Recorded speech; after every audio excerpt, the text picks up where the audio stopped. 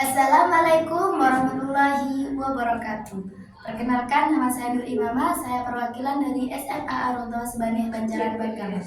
Saya mengikuti lomba debat bahasa Indonesia. Saya dari tim kontra menolak dengan mosi pendidikan klasik lebih layak dipilih daripada pendidikan progresif. Pendidikan berbasis progresif memiliki sejumlah keutamaan yang menjadikan relevan dan efektif dalam menjawab tantangan dunia modern.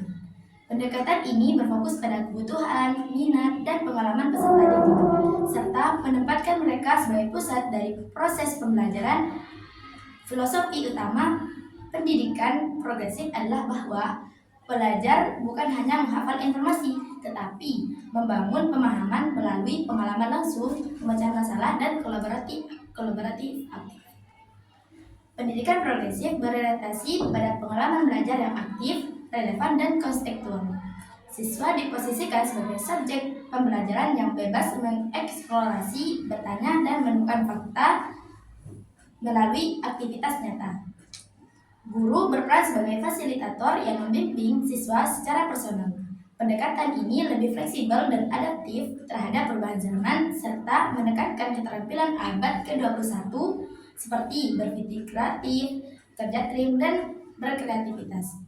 Salah satu keutamaan utama pendidikan progresif adalah pengembangan keterampilan berpikir kritis dan kreatif. Dalam sistem ini, siswa didorong untuk mempertanyakan, mengeksplorasi, dan menemukan pengetahuan sendiri, bukan sekadar menerima informasi dari guru.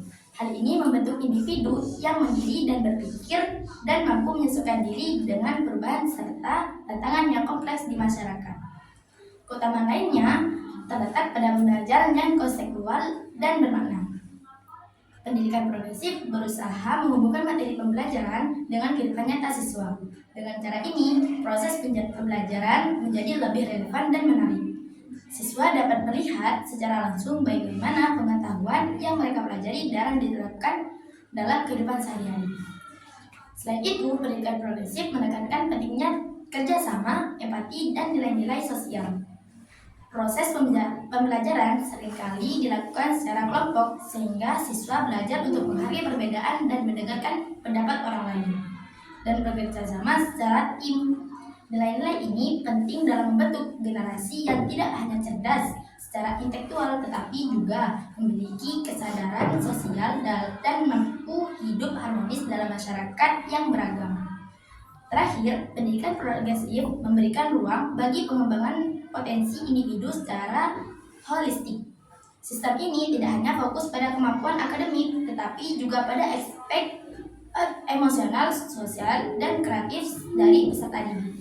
Setiap anak dianggap unik dan memiliki gaya belajar yang berbeda, sehingga pendidikan progresif berusaha menyesuaikan pendekatan dengan kebutuhan. Ini menciptakan lingkungan belajar dan inklusif dan mendukung pertumbuhan pribadi secara menyeluruh. Beberapa contoh pendidikan progresif adalah: 1. Belajar melalui proyek kecil. Alih-alih hanya membaca buku tentang tanaman, siswa diminta menanam sendiri tanaman di pot kecil, merawatnya, dan mencatat pertumbuhannya. Setelah itu, mereka membuat laporan sederhana tentang proses dan hasilnya. Ini menggabungkan sains menulis dan observasi. 2. Pembelajaran konseptual. Contohnya, saat belajar matematika, siswa diminta untuk mengukur meja, kursi, dan halaman sekolah menggunakan penggaris. Mereka hanya tidak belajar rumus, tetapi juga memahami bagaimana ilmu itu digunakan dalam kehidupan nyata. Dengan ini, saya menganggap pendidikan progresif lebih baik karena mampu menyiapkan siswa untuk menghadapi dunia modern yang cepat berubah.